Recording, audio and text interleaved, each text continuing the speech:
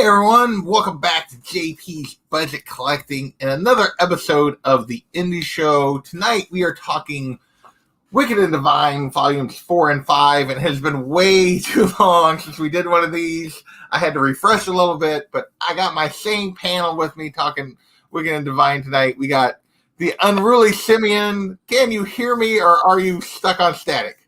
I can hear you good. This is all right. So the intro was a long enough delay then. Good. Yes. Looking forward to this. We got Gorilla Todd in the house again. What's going on, man? What's up, JP? What's up, Unruly? Good to see you guys. Got my books ready to talk about it. Yes. And the last but not least member of our panel, we got Los. What's going on? Yo, what's going on, fellas? Good to be here. Good to be here. I'm excited to talk about this. It has been, like I said, it's been way too long since we did this. I've had too many stories going on in the show. I spread myself way too thin. But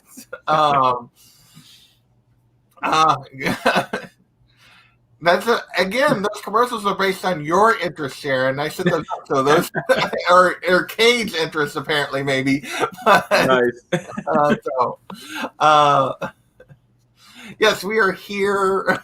We are here. Thank you for joining us. So, yes, for those that haven't read this or haven't watched this, we will be doing full spoilers. So I always recommend, we'd love to have you hang out, but you're probably better off going and reading this because this is really good. I'm really enjoying this story. So with that, I think let's get into this. We talked a little bit before we went on that really 4 is kind of the end of the first part of this. Yes. And then 5 is kind of, I feel like it's starting the second part of this. But now on this panel, and really you're the only one that's went past volume 5, I believe, right? You've read the whole thing. Todd, neither you or Los have went past 5, right? Okay. No. So the other 3 don't know anything beyond what we've read here. Go ahead. That does not mean I understand it. What's happening? Nice. They're Batman commercials, right? So we'll start with you, Unruly. You reread this for this, I assume. I did. So what are your impressions of this section of the story? Like just 4 and 5, just your initial. What do you think about these 2 volumes? Well, first of all, this is actually, I've read 1 through 5 3 times now. Yeah. What does it go up to? 7 or 8? 9, I thought. Maybe there's an 8. Yeah. The last 3 volumes I've only read once because I just got them like 4 months ago. Okay. The art just keeps blowing me away. It's so clean and uncluttered. It looks like that 60s pop Madison Avenue cartoon ad selling art, but it's the colors that make it, isn't it? The colors in this series are just mind-blowing. Yeah, the colorist is just like there's just some crazy. Let me see here.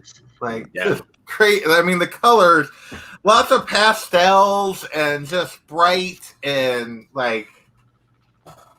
I mean, just some crazy colors on some of these. And the story, I think, is even though it's a limited cast, it's not like East of West where you got all these different factions with their whole hierarchies and characters. There's only, a relative handful of characters, and it's still, I don't know that we could sit here and explain it well in a linear fashion. What exactly is going on, because most of the characters don't know exactly what's going on. They're just reacting. Yeah, they don't. And I think that's, hey, Patrick Wall, what's going on? Thank you for hanging out with us. What about you, Todd? What do you think of these 2 volumes? Just an impression. It was a little, I'll be honest, I got them yesterday, but I read them both. I thought I had them, and then I started looking for them, and I found 6, 7, and 8. No, 7, 8, and 9 that I knew I picked up, and I think I mixed myself up. Okay. So I went out and got them, but the 4th volume, I loved how it was a good like culmination, like action packed end to that to that kind of act as we were talking about. You know, to talking about the art, one thing I really liked was in the back of volume 4, where they did like these little inserts where they like broke the pages down Oh yeah. with like the pencil and the inks and then the coloring, so you really can see like how simple the drawings and clean the drawings are before they even ink them. So let's make You know, you got it.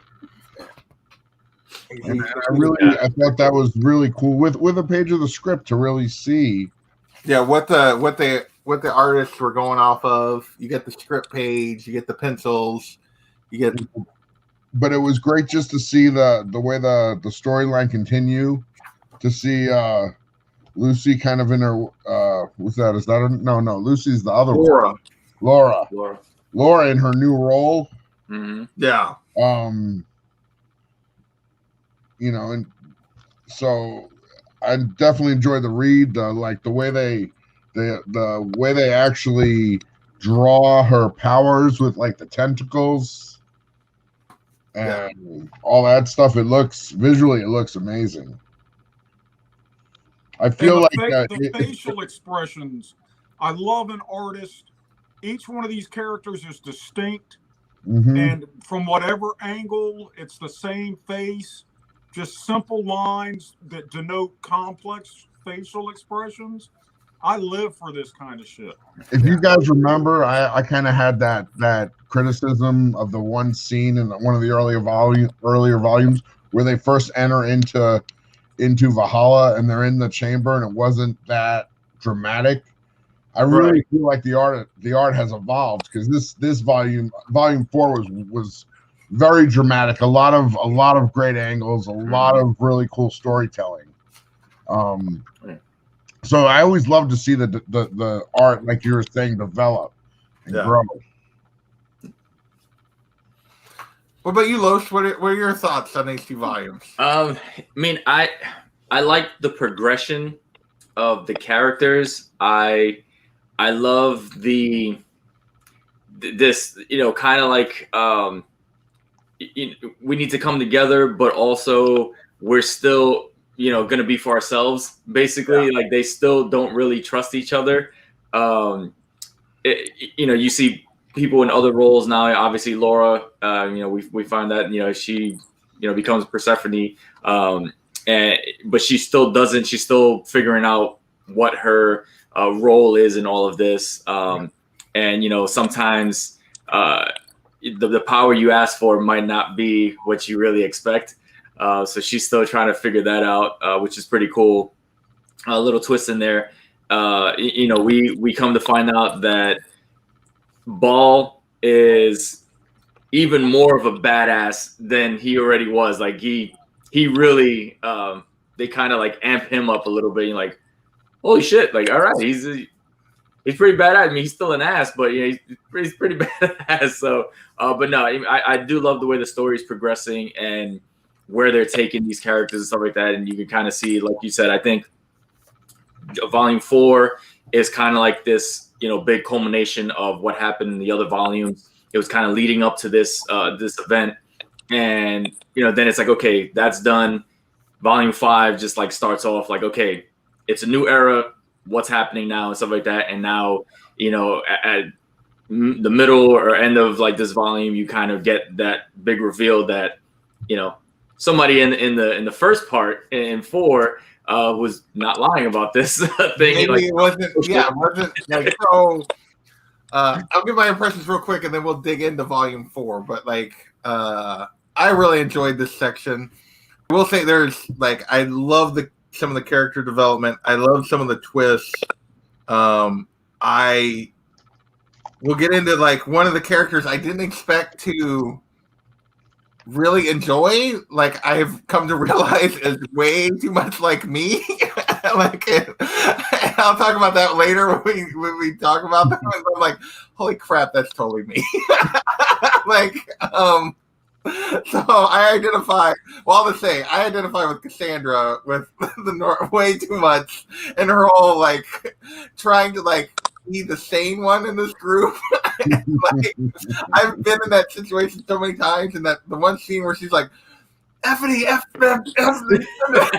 Yeah. And I'm like, Yeah. oh my God. I'm like, I've done that multiple times. Well, everybody goes to her and like, you're the adult. What are you talking about? Because I'm 20, I'm the adult. All you guys are teenagers.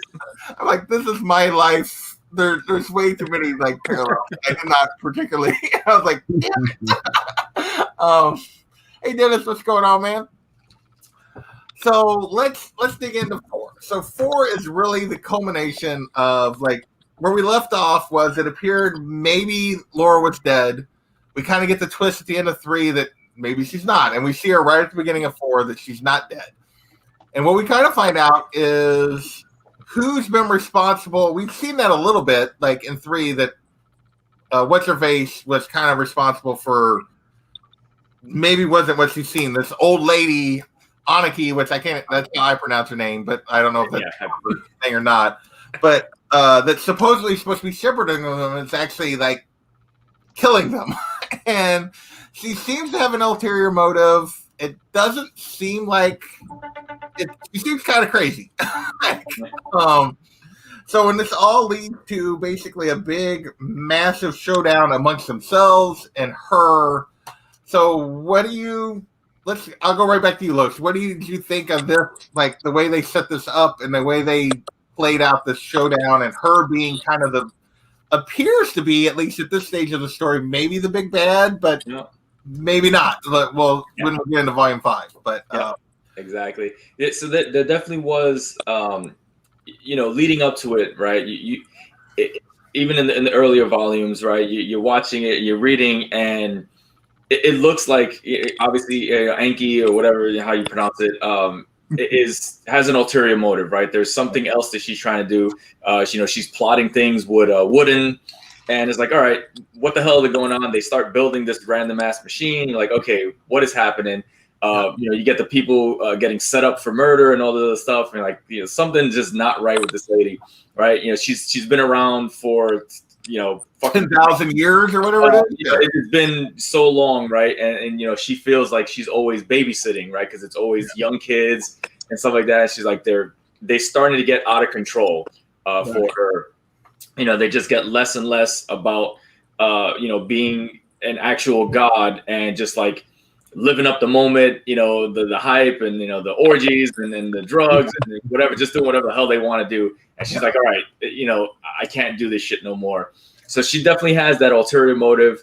We start delving in a little to more what she actually has planned, and she keeps mentioning, certain events that could happen, and she's like, we need to do something before this, great darkness or whatever pops up. And it's one of those things where they're like, is it real or is it something she's just making up? Because we don't know if she's telling the truth or not, because she's been lying to them a few times here and there. So now they don't know what to believe. So definitely a nice little in story there of like, okay, maybe she's kind of like battling her own thing or whatever, but you can kind of see that there's something she's leading up to, right? But she's not telling them the whole truth, right? She's leaving out bits and pieces. They're trying to figure it out. They're still trying to figure out if Baphomet, or again, I'm probably butchering his name. Yeah, it's impossible. if he's the one still, responsible for killing Inya and all these, so that like this whole type of crazy shit is going on. So there's a lot of infighting between everybody. They're picking sides and kind of choosing. So it's definitely a little crazy. Laura's still figuring out her thing. Like they tell you kind of like the backstory of how she kind of like came to grips with her power, because at first she's just like, I'm gonna stay in this black hole forever and I don't really give a shit, and then she finally like kind of breaks out of it. The only way apparently gods know how to break out of it is just have sex with each other. So like, that's what they do. They solve everything. It's like, all right, sure. But no, it's they definitely go back to those animalistic urges all the time. So like when things get out of control, what's the easiest thing to do, right? And it's like, okay, forget everything else. Let's just do the simplest things, right? We'll have sex or we'll do drugs or whatever, but it's always never deal with that at the moment. We'll deal with this, and then later on is like then it just blows up, and you're like, all right, here we go. But again, they're also still very young, right? They have real world experience. They're all still teenagers. So that's again that whole they don't have those life experience, so they don't really know that they're gonna get into trouble. They're gonna do stupid shit all the time. So of course they definitely get into dumb shit all the time. But yeah, I mean, I dug it. I like where it was leading up to that, culmination and stuff. But I'll let somebody else kind of. Well, Tom, I call the not worrying about the real world and just diving into drugs and sex my 20s and 30s. Yeah. And that's exactly what they do. They're like, the hell with this shit. You guys want to have sex? All right. And we know what. Yeah, this seems complicated. Let's not deal with it. And which is what drives. Which is again why I say that I am Cassandra, because like as my friends, like I was always like the one that was like, no, let's not be stupid. And this was like screaming into the room. You were the designated driver. Yeah, unfortunately, yes. I think there was a big, It wasn't that I wanted to be the designated driver. It was that I was the only one that was even like you could be trusted to be. And like that's JP's the one driving, Unruly's in the back, throwing up in your back seat. I connect with Cassandra way too much in these two volumes. It's like, motherfucker. Yeah, that was pretty funny. Her character is actually pretty damn funny. Yeah, her character development in these two volumes, she went from a character I really didn't necessarily care for that much, and then to like, son of a bitch, that's me. Like, so you damn kids, like just grow up, damn it. Todd, what about you? What do you think about this whole Anarchy story and what's going on here, and them trying to figure out what's this whole volume 4? I think it's there's that whole question of trust. Like if you don't trust somebody on one thing, if you know they lie about one thing, can you trust them at all? But you have to know, as like a person, there's levels of trust and there's levels of honesty, and it all depends on the exact relationship between any two people. So I like the one scene that I thought was a big scene was when they do the vote, and they almost set it up that you expected. The logical plan was to study. Let's figure out what we're up against. Yeah. And then when she votes for just chaos, or I think it was chaos. Anarchy. I knew it was something, one of those type of things. Anarchy. It kind of like shifted. It was a big moment for her, for Persephone. Mm-hmm. I don't know if I skipped ahead to the other. That's in volume 5, but that's okay. Oh. That's okay. But it is a bit. I mean, it's hard to like draw the lines on this, and it is a big moment because that's really the true fallout of what happens in 4, is them trying to figure out what they're going to do, and what to trust from what she told them, and because I mean, they find out that she's definitely lying to them. She's ruthless. She killed Persephone's parents and her sister. She kills Minerva's parents right in front of them. She's going to kill Minerva just because she's finally 13 and old enough to like. And they realize to be in the sacrifice, right? Because she's going to sacrifice for this to stop this great darkness, which only 2 of them even know is a real thing when this is going down. And so, like, part of me, and we'll get to this, like, if you get to when we get to volume 5, and the little reveal at the end of volume 5, where she writes, we'll just talk about Anaki's story, like, a little bit here, and just skip into volume 5, too. So we get this whole thing, they stop her from killing Minerva, Laura then kills her because she killed her family. Doesn't just kill her, but rips her apart. Yeah, rips her apart. Like, she also figures out that she's actually Persephone the Destroyer, and she's like, "Oh, okay, this is what I do then." Whatever. So, like, that's what, because Anaki's trying to get them all to kill Laura because she's the destroyer. Yeah.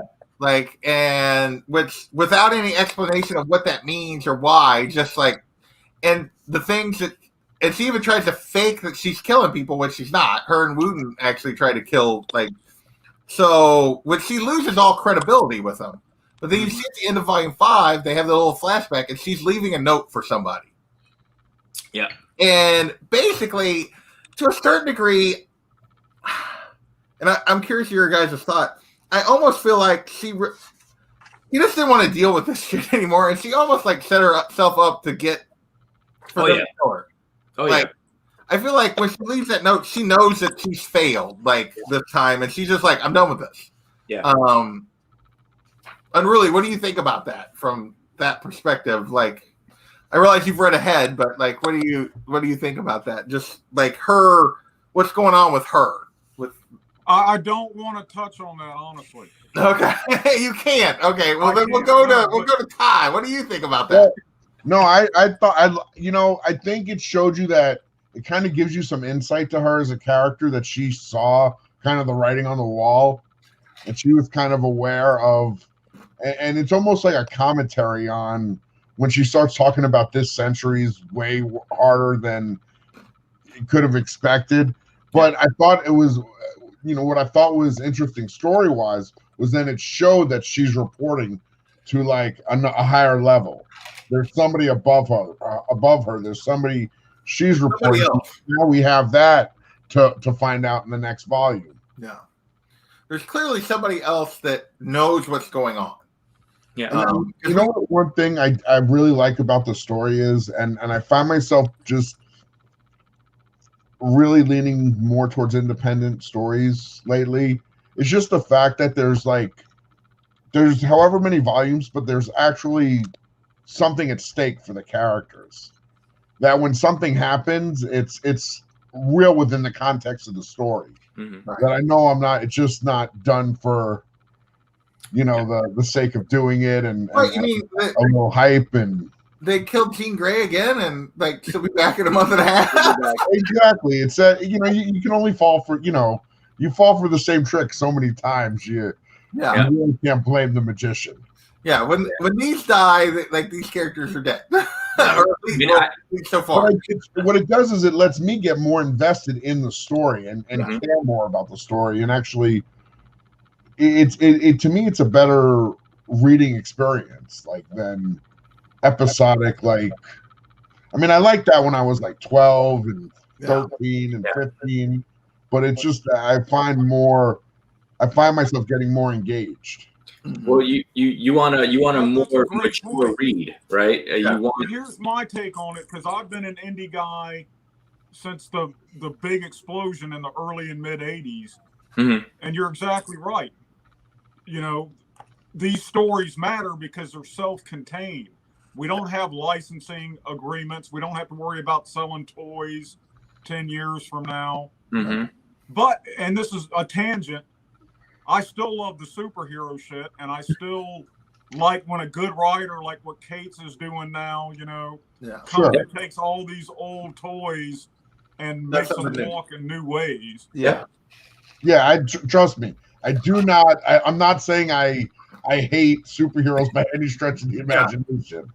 I'm just saying, like, if somebody says, hey, if one of my buddies says, hey, or any of you or one of my buddies says, hey, check out this independent book. The first trade just came out. It's a good read. I'm way more likely to do that than somebody saying, hey, there's a good whatever, Spider-Man or Batman or Doctor Strange. 100%. Yeah. It's so you can, based on that, based on the letter that she was writing, right? Obviously, she was writing it to somebody, either to a higher being or another god that we haven't seen yet, or whatever it is, or one of these that's not telling us everything. Yeah, so she's writing definitely to somebody, right? Because the way, the tone of the message, she's definitely speaking to somebody. But in the tone of her message, right? You can hear her saying that, okay, I tried. This generation is just out of control. I can't deal with it. Right. And then throughout if you go back to the earlier volumes, right, when she's talking about these young kids and, I feel like a babysitter and I'm getting in line. But then if you go all the way back to volume 1 in the beginning, right, when they were talking about how every 98 years or whatever they come back and or whatever, they're all sitting at the table and they were like, all right, 4 of us need to sacrifice ourselves, right? So they actually just went in voluntarily and sacrificed themselves, whereas now this new generation, they don't give a shit, right? They're not going to sacrifice themselves, right? They want to live in every moment for the 2 years that they're alive and do whatever they want. So she's like, well, now I need to convince them or trick them into manipulating or something like that to get those sacrifices. Now I can't just say, hey, I need you to commit this sacrifice because it's going to stop a greater good or this great darkness. They're not going to do it. They're going to be like, I'm not doing that. That's a myth or whatever. I don't believe it. They're not going to trust it. Whereas back in, when they first started, those guys were like, yep, they believe it. We need a sacrifice. And they went to the table and you seen the place blow up. They all died. That was the sacrifice, right? But that was also like the end of like the way they set that up though, is that's at the end of because a bunch of them are already dead at that point because there's a bunch of skulls on the table. Yep. So they're like the ones that are left. So they've been convinced that they need to do this. See, I don't feel like I say that, but I feel like she just like tries to manipulate them from word go instead of like she doesn't even really try to get them. She just gives up. Like she's just like, this isn't going to work with this generation. Yeah. And so we'll see where it goes in the last part of this. But I do feel like she sort of didn't really try that hard other than because she just constantly lied to him. And as soon as that started unraveling, there was no way they were going to like. Well, she checked out. It seemed like she checked out centuries ago, right? I mean, she was like, I've been doing this for 2,000 years or what. Like it's she was done. She was one of the original gods that was like, hey, I'm gonna hold back, and I am going to babysit, or every time they get reincarnated, I'll be here for them to kind of lead them the way and stuff like that. So she was like, I'll do that, right? But it's a toll, right? I mean, you're immortal, you live forever, you keep doing the same thing as the centuries go on, things change, and she can't keep up with those changes, right? These young kids are not going to do the same thing, so she just checked out. She's like, I'm done with this shit, and I need to kill some of these kids. But she definitely knew that she was not going to make it through this. Yeah, she definitely knew that. Here's my question, because she's writing a letter to somebody. Do we believe her story that she's actually 10,000 years old? Is she one that's maybe just left from the previous time? Like, because she looks like she's 90 something, like I do have that question about really what's her. Can we trust her backstory that she's told us? Because her backstory is from her, and she hasn't really said one thing that's not been manipulative. So that's true. So that is I do have that question about what truly is her role. If she's truly the one, like, because she's writing this letter, I do wonder if she's truly the one that has been the guide, or if she's been like chosen by the guy to do this, and she's just an old lady. She's not actually 10,000 years old. Like she's just a tool of the real power. She's a tool and not the real thing. I do wonder about that, but and Ruli's like, I'm trying not to make a facial expression. Yeah, poker face is on, and like, I don't know what the hell you're talking about. Hilarious. I think Los had a good point, man. If what she is saying is true, then she's been around for thousands of years, and all that's weighing on her. Yeah. And if what she is saying is true, that they've got to prepare for this darkness, then maybe she has despaired. Yeah. And I think any human being, especially somebody weighted with a great task, could easily fall prey to well, fuck it. I'm not letting them in on the secret. That shit doesn't work. I'm just going to push them around and get them to do what I think is best. Yeah. That would be an easy trap to fall into. Yeah. No, I agree. But she's got to be connected with them in some way. If remember, every single time one of them transformed, she's there. He was responsible, and she clearly had power. Like, she clearly had abilities as well. So, Oh yeah. So anything else? So she like Volume 4, I feel like is really just the rise to this fight with her and her death. And we see Persephone, the great destroyer that she's trying to get them to kill. And they don't want to, but we see that she like, and I feel like the whole thing where he like seems to talk her down from killing her. And then she's like, well, what about my sister? I think she was going to kill her the whole time. Yeah. I don't think she was ever even slightly talked down. Nope. That was just a play that she was putting on, an act for everybody to make it think that she was like, oh, I'm thinking about it. I might not do it. Okay, because of my family. It's like, no, you were gonna do this regardless. You didn't give a shit what anybody said. You were gonna kill this lady. It was like, and we see like the whole thing with the destroyer and the skulls in her eyes. Yeah, the skulls in her eyes. Yep. Let me like go to this one. When she flips, that's it. Yeah. And then the next page is just warning. Warning. It's like just carnage. Yeah, it's just like full on. Like she just ripped her apart. Oh yeah. Which they're all covered in her. Which and then you see her. She's just like, like, oh well. Well, yeah, she's not too disturbed by it. No, it's like, oh, okay. She's very comfortable with it. But now you have to realize, like, you see how Anarchy killed her parents and killed Minerva's parents. She just annihilated them into nothing too. So it's a pretty similar, like, death. So, but I think that leads us to 5, which I feel like is setting up probably the last half of this. Mm-hmm. I feel like there's a lot here. First of all, I want to talk about the opening issue here. What is this? 20. The magazine.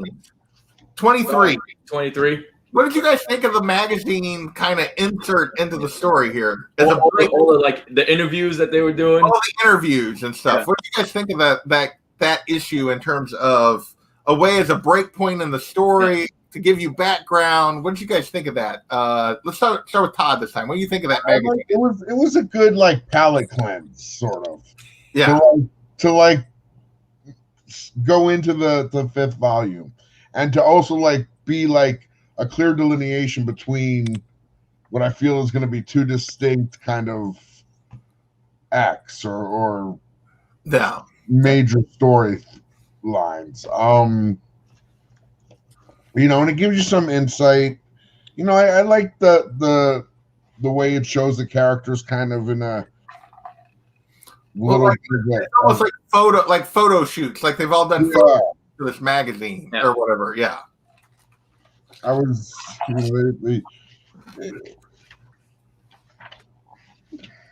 But even like the Morrigan, like they get her to even do like photo, like a photo shoot thing, and I mean it's very much like a. Yeah, I thought this was pretty hilarious. The one Wooten like that coat is ridiculous, and the ad on the very back of the magazine is pretty that's where's the ad? Yeah, for her, a phone worth dying for. Phone worth dying for. Yeah. Yeah, I mean, I thought I thought the same thing as Todd. Like I thought it was a nice like cleansing of finishing out the last story. And it's like, okay, now they agreed. What are we gonna do after this? And they were like, well, whatever the fuck we want, right? We'll do whatever we want. We're gods now. We don't have our babysitter to tell us not to do things. We'll just do whatever we want. So, this is that one moment where they're like, hey, you know what? We'll do this, GQ style, interview and photo shoot, and we'll take some pictures and we'll talk about how great we are and how we just do things now and whatever. So you can see where they were kind of going with it. Like we're living up to the hype of being gods, right? That adoration, take pictures of us and stuff. So it was an interesting thing because I thought it was just when I first opened it up and you read the first one, you're like, okay, maybe there was just some random thing that's like, oh no, it's the whole thing. Everybody got an interview. I'm like, oh, okay. So it was interesting to see that, and like you said, getting these, like the Morgan and all these people that normally don't show up, they stay in the shadows and do things. They even got them to come out because they're just like, I don't care anymore, right? I can do whatever I want. They can do whatever they want. Interesting to see that. I was like, all right, but that also clued you in as to how this next chapter was going to go, right? It's like they're just doing interviews, they're saying they don't care, they're like, we'll do whatever we want. It's like, now let's see whatever we want it was really about, and it kind of leads you into that. So that was pretty cool. Yeah, I like the little cartoon. It's like in one of the last pages of the issue of that magazine. Oh yeah, it says no life left. Yeah, I love it. Like, what are we gonna do? And this really sets up what's actually happening. Yeah, and they're just partying. They're like, woo! It's like, what do we do? We party. Yeah, our leader said, "What do we do? Let's just do whatever we want." Yeah. So, Unruly, do you have any thoughts on that? Like, that is an issue? I didn't reread it. You didn't reread it? Okay. Well, and I don't think it's necessary. I do think it's an interesting way to give you some exposition and character background rather than trying to like dump a bunch of crap into into word bubbles. Like they're just telling you, like they're giving you it in an issue. It's in a style that works because it is kind of like, oh, I'm just reading a magazine. And I thought they did a good job of setting the stage of where the story was, like, because we've clearly jumped a little bit of time from when they killed her and they did whatever they want. We've moved ahead a little bit of time, and it kind of sets where everything's up. The other thing, because we're really kind of transitioning into year 2 for most of these characters, like, because they get 2 years to live as gods, and we're really into year 2 at this point when we come back. Like, Volume 4 is kind of the end of year 1. Volume 5 is the start of year 2. So first, there's a lot of stuff. We talked about the table scene, like after they realize the Great Darkness is real, or everyone realizes the Great Darkness is real, and that Ball and Amarutsa, or whatever her name is, have been the only two have been fighting it like this whole time and told no one. Yeah. And they have the whole table scene. Before we get to that, though, I do want to talk about Persephone and their little showdown with Wooten. I love that sequence, like visually. That was so awesome. Good. That was awesome. Like the whole where he's like, "Oh, I'm gonna blackmail you guys. I have video of this whole death and the murder, and if I don't show up, it's gonna get released and all of the stuff." She's like, "All right, yeah, sure, we'll shake on it, we'll do it."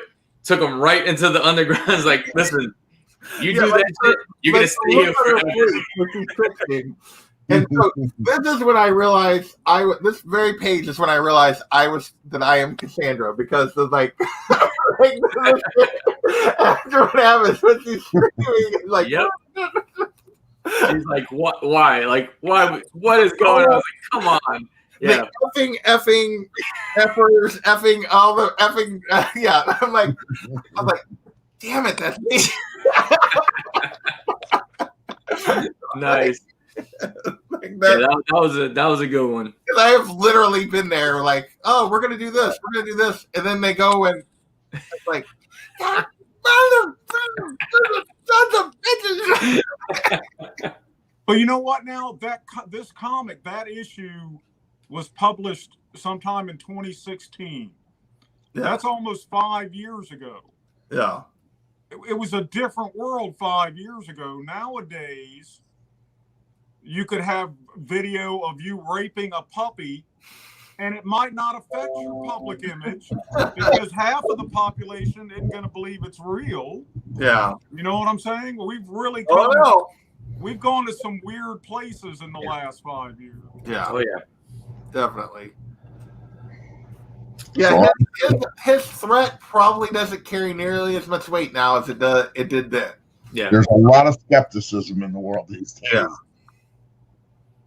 No, but that was a nice little basically her showing her like her dominance and her power over some of the other gods, right? Because some of the gods are not fighters, right? You know, they're smart or they're you know, maybe some tacticians here, but some of them are, you know, they're studious, but some of them are not fighters, right? You know, there's only a handful of actual fighters, and she just proved that. And she's like, you might be, you know, the technology and you might have all this, but I will leave your ass in the darkness forever. It's like, wait, Yeah, what? where he's like, Back to me again.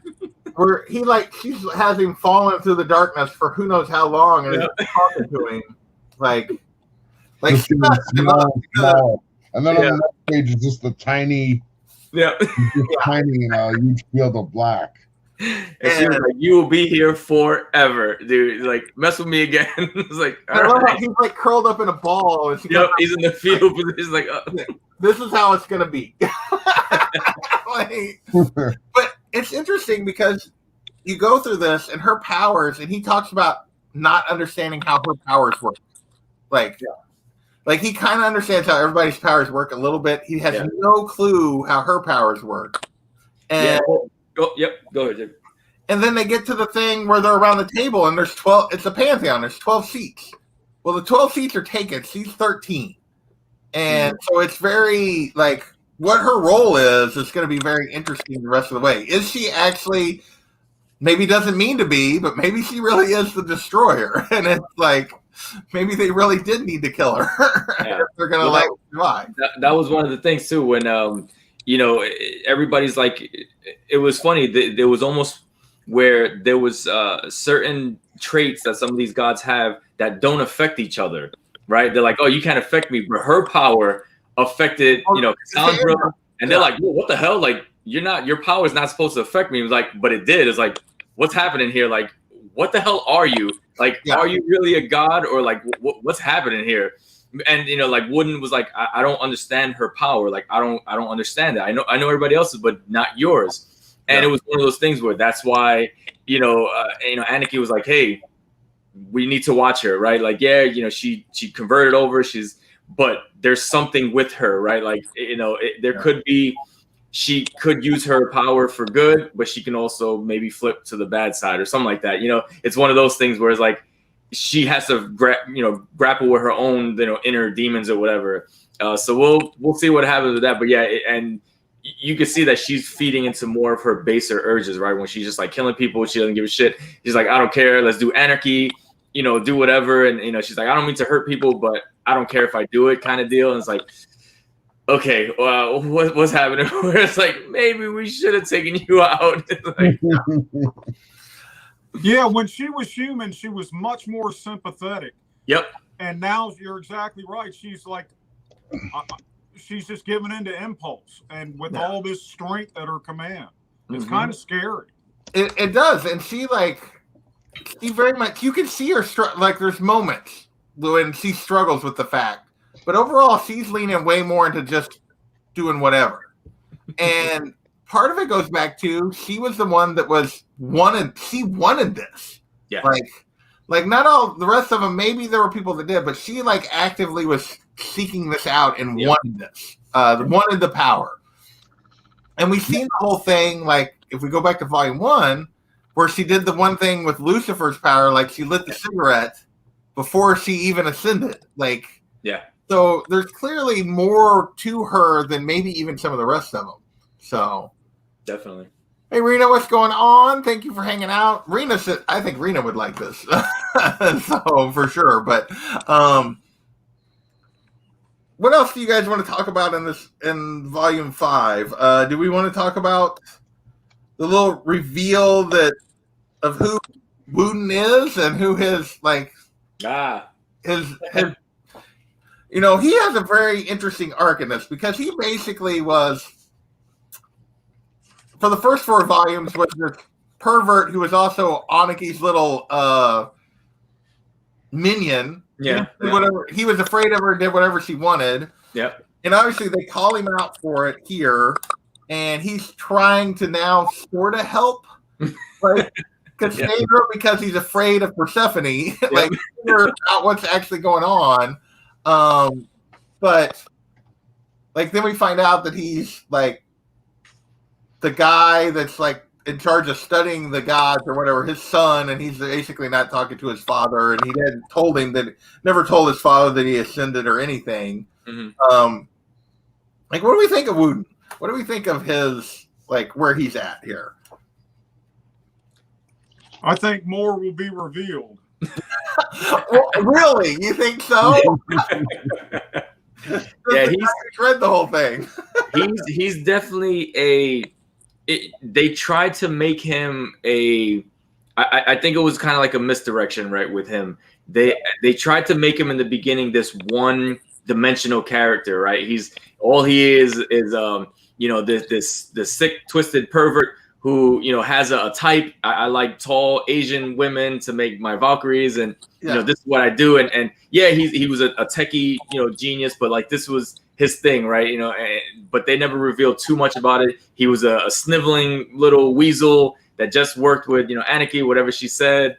So they always played that part up, and it's like, okay, when they get the reveal, like, okay, maybe he's somebody else.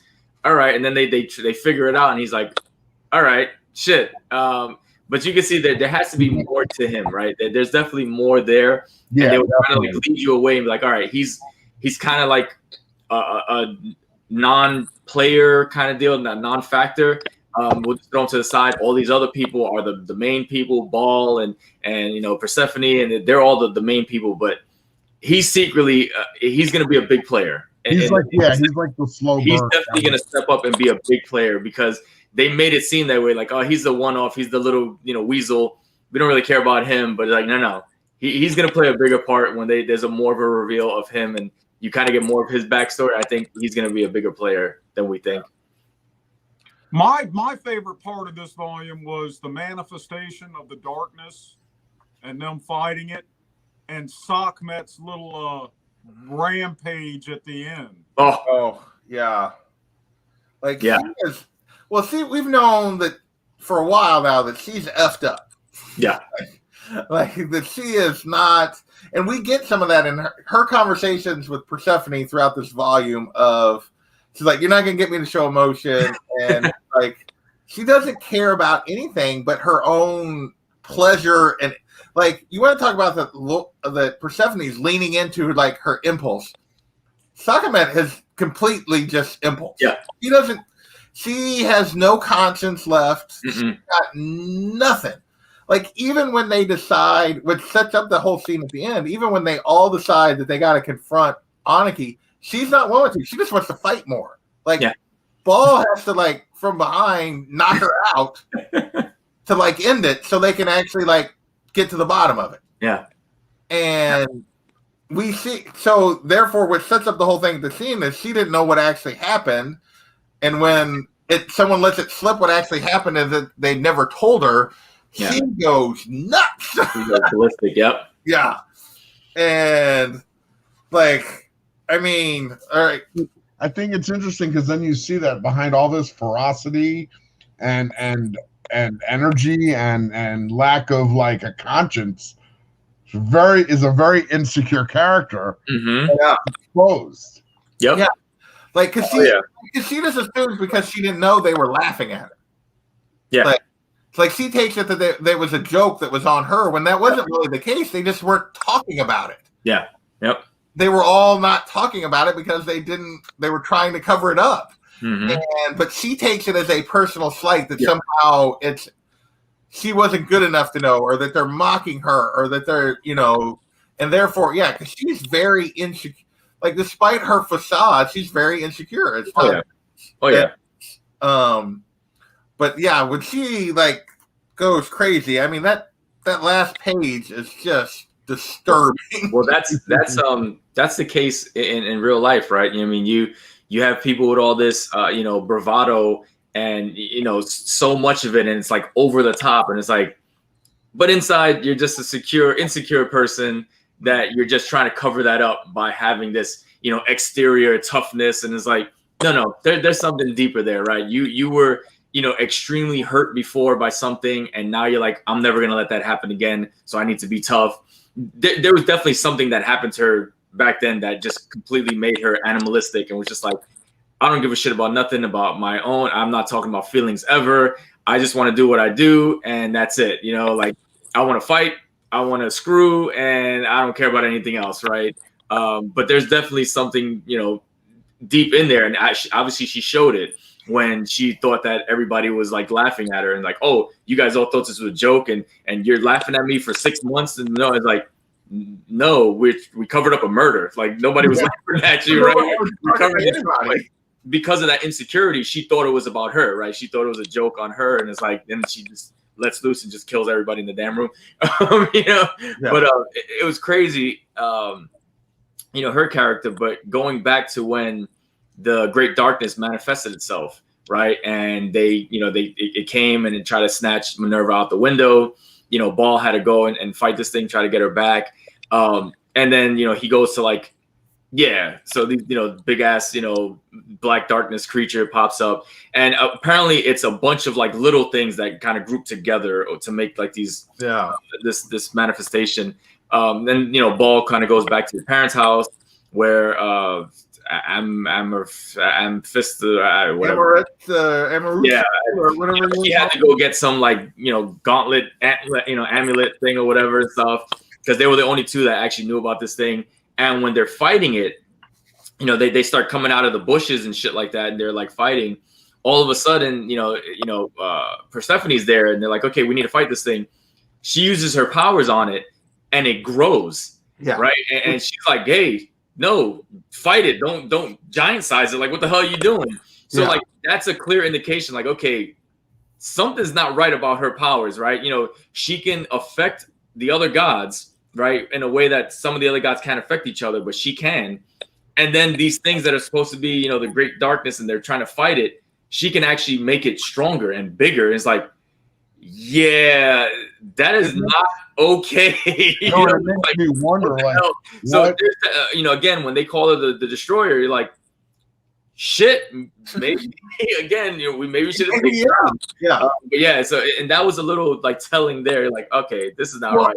And then that's when you see Baal come in and you show that he's even more of a fucking badass, and he just pops out of the damn phone through the electricity and like just wipes out everything. Like, okay, he's like, nice. What were you gonna say, Todd? It makes me wonder, like, what is where, you know, I don't know if they ever talk about it, but what's the source of her powers versus the source of any of the other gods?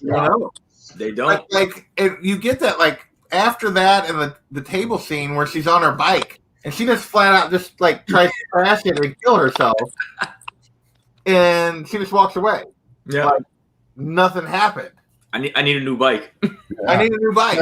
And it's like, do we think all the others could do that? Maybe, but like we've seen them get wounded and injured. No, but I feel like if Minerva falls off a motorcycle, she's not going to be in good shape. No, like injuries. Like we haven't seen her take an injury yet. Not really. No, and so there's like she's clearly different, to say the least. Wildly, yeah. And so I don't know. I'm really looking forward to this. Obviously, they're setting up like the whole thing. Like this volume is titled Imperial Phase 1, which like the little scholar guy talks about when he's talking to Cassandra about the. Do you believe in the Imperial Phase, which is like year 2 is basically a crap show because they all go nuts and and do a whole bunch of power grabs as they're running out of time. And that appears to be sort of what's happening a little bit. So, but apparently they're still all making money with their little pop star gigs. Yeah, because like she just calls her people, "Get me another bike." You know, like it's no big deal. Well, you know, that's why I think the magazine issue works, because it's like it works in the context of the world. Yeah, it's just it's the way the average person would probably find out about these gods and these characters is through a magazine or well, you know that they would be on, I don't know, like entertainment shows and like they'd be on the internet constantly. They'll be on everything. Huge, like people would be, and we see that at one point when like all the people where she's going to leave at one point, and all the little, like her little cult.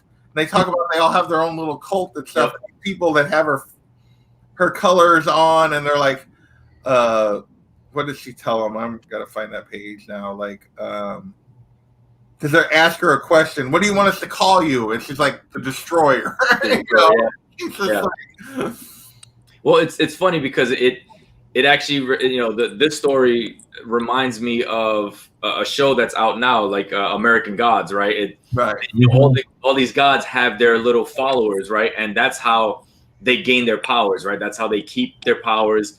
You need to have those followers, right? You need to have those people still worshiping you and, you know, and groveling at your feet and stuff like that. So when they have all these, you know, you have, you know, the rave guy who just, you know, raves for 24 hours and has all these people dancing, and you have I always screw up her name, but you know, she decides to like build her own church, right? She's like, I want to build a church to myself, and we're gonna do this, and all my people can come in and dance and do whatever, and, you know. So you can see where they were going with it, right? Like everybody needs their followers to kind of continue to amp them up and essentially amplify their powers, I guess. I mean, whatever it does to them, but they crave that, right? They need it, and it's one of the things that happens when they ascend, right, or descend. You know, it says it. You'll be loved. You'll be hated. So it's like it's one of those things where they need that. They need people to hate them, but they also need people to love them, and they also need to do this. And so it's a bunch of things, and you can see that they need it. They were like, I need this, and I want this, and everybody has to worship me. And you know, when she came on, she's like, oh, great, these people, and they're like, oh, we love you. We got the phone, and what do you want to call it? It's like, just the Destroyer. Yeah, I'm good with that. Like, yeah, but it's like, you know, so it's crazy, but they all have like these cult followings and stuff. But it's nuts. It's pretty crazy. Definitely dig it though. Yeah. So we're right at the hour mark. Any final thoughts on these 2 volumes before we wrap this up? Unruly, anything that we haven't talked about you want to touch on here? No, I'm good. I'm sorry. It's been one fire after another all week. I drove pedal to the metal to get my fat ass here. Oh, I understand. It's no problem. So, but all right. Well, Todd, what about you? You got anything you want to touch on here before we wrap this up? I mean, I think we kind of hit it all. You know, I really like that last. I thought the art was really good on that last scene with Sekhmet when she goes on a rampage. Yeah, I thought the way they did the last page of the claws. The art in some of these pages. Yeah. I really like. It's growing on me. Yeah. But and you know, just the way the last couple volumes left me, I'm excited to keep reading. Oh yeah, see where the story goes. Definitely. Yeah, it definitely. I like the way it holds your attention, right? I mean, it's one craziness after another. There's not too many lulls in the story. They don't, you know, they don't veer off too much, right, from topic. Every once in a while they do, but they bring it back really quickly. And it's the only time they do it is to kind of dive in deeper into one of the gods before they were gods, right? And they kind of talk about their past life and like, oh yeah, I was a geek and I did this or whatever. And you know, so those little things that they mention, which are pretty cool and stuff, and then they kind of bring it back.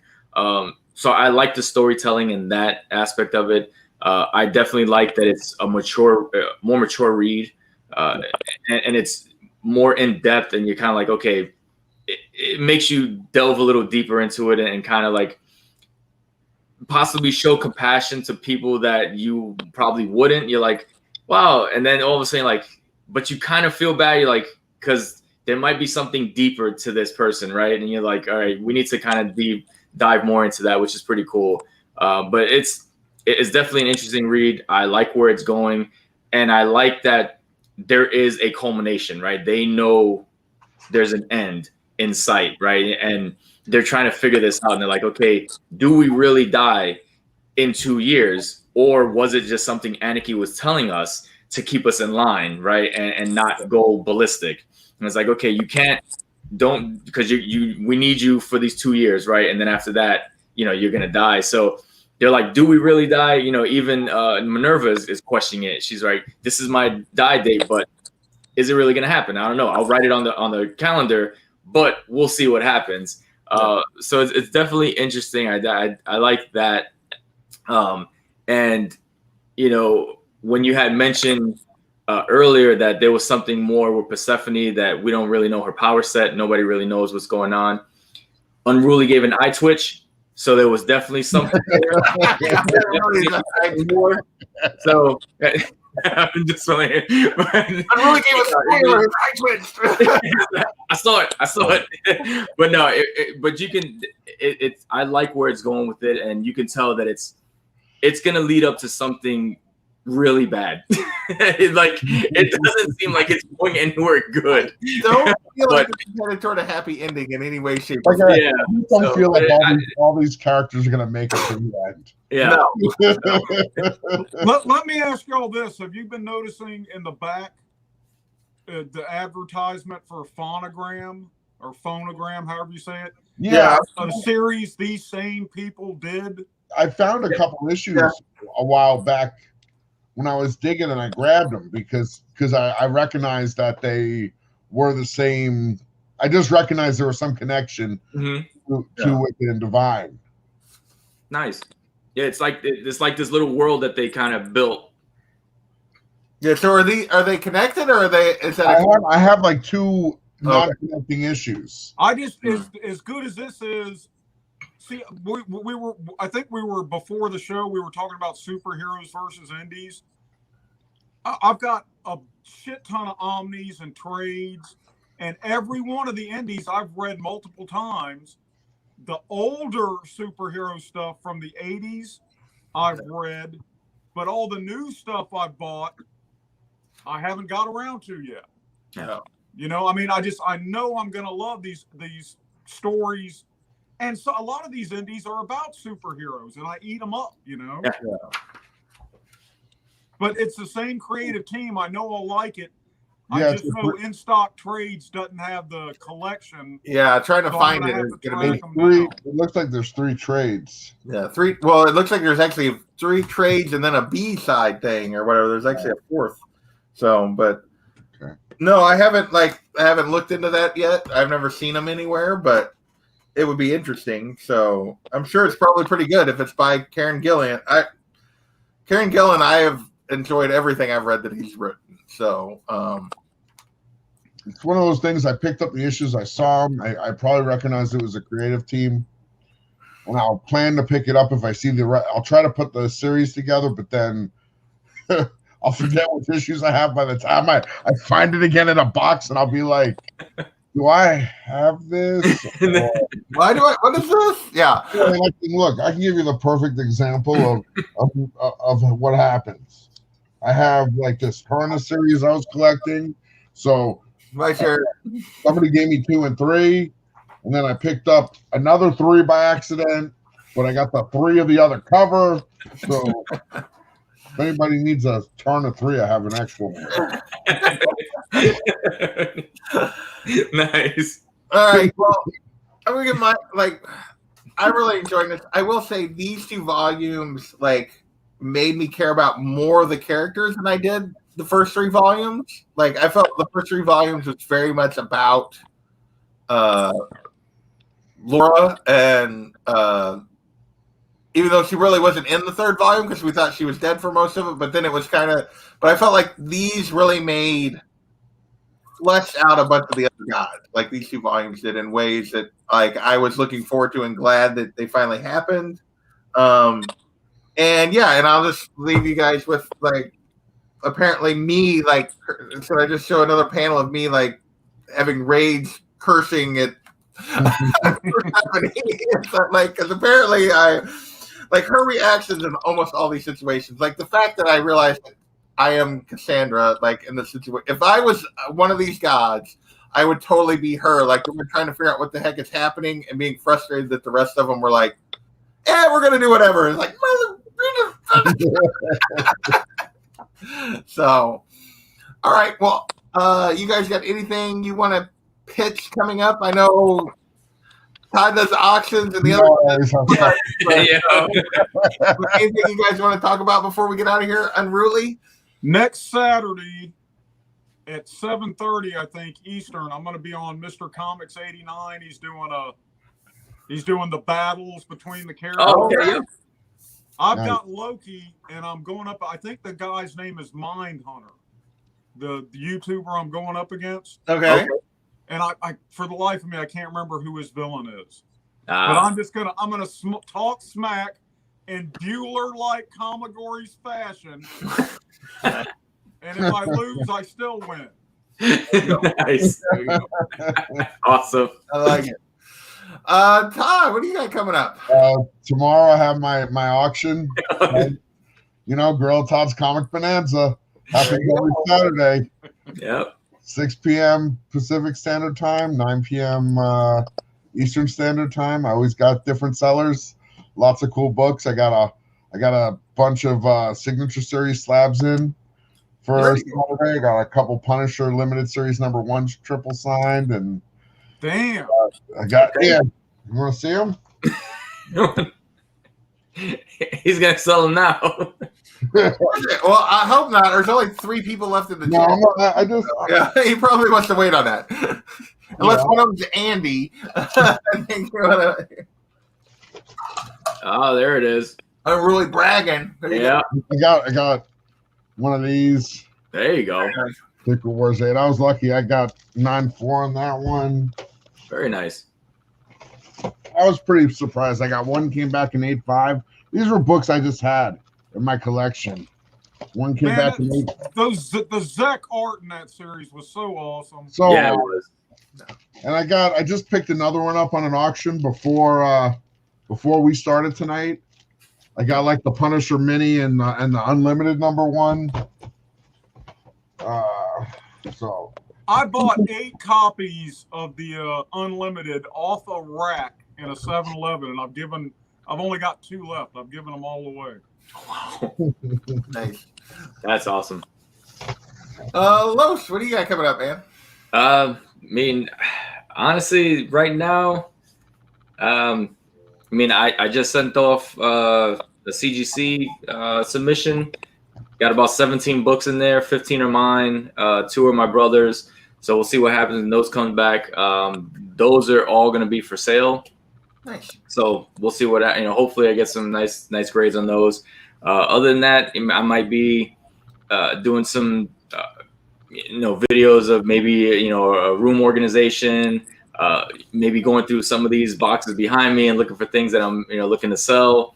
So I'll definitely be probably posting those up soon. So I'm gonna try to get some content out. Maybe I'll even do a quick tutorial pressing video. Nothing too crazy, but just like a beginner's kind of deal. I know everybody has their own different styles and stuff like that, and so it's something that I just started doing a few months ago, and I think it's pretty cool. I want to say I got decent results. So if anybody wants to try something fairly easy, not too complicated, not going the whole crazy, humidifier and doing the plates of metal in there and all the other it's just going overboard. I just keep it simple, real quick little sandwich thing. Throw it in there, a couple minutes, take it out, you're done. So something like that. But gonna try to put out some more content on the channel. Okay. Nice. very cool. I got obviously the look back is recorded, but it's not edited and put together yet. But I do have it recorded, so sometime between now and tomorrow morning, we'll get that pulled out and put together. I'll probably be over on Phoenix Comics YouTube channel, which is my LCS. They've been doing WandaVision discussions on Saturday night, so I'll hang out probably over there tomorrow night and join them for that. I did that last week too. And that's FENIX, Phoenix, and then comics with an X. So yeah, we'll be talking WandaVision. I already watched episode 4. I keep it to myself, but I really enjoyed it. So yeah, Is it like the series, the mini series? I've never read that miniseries, but no, I don't think. I mean, I think there's a few points and stuff, but I think it's pretty different. no, Okay, because that starts out with them raising a family in the suburbs. No, this is. it's You no. just need to watch it. Okay, No. okay. Yeah. No, I'm gonna say no. Yeah. I don't think it's going to be like what you. Yeah, I don't think so. No, but yeah, it's definitely a good watch. I'd say watch it. Yeah, I really enjoyed this week's episode. Mhm. So. Well, look, I have no critical discernment when it comes to those shows. I love them all, even Supergirl. There you go. Nice. There you go. Sunday, whatever report, and then I don't have another indie show like locked in on the schedule yet, but I do next Wednesday.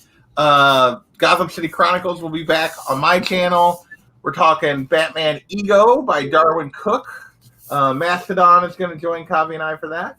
So, and I'm going to try to get Monstrous rescheduled, and then Fables is we're trying to get scheduled. We never got that locked down to a date. The next round of Fables. So, yeah. So thanks everybody that's still hanging out, and I'm gonna get out of here. We'll catch you next time.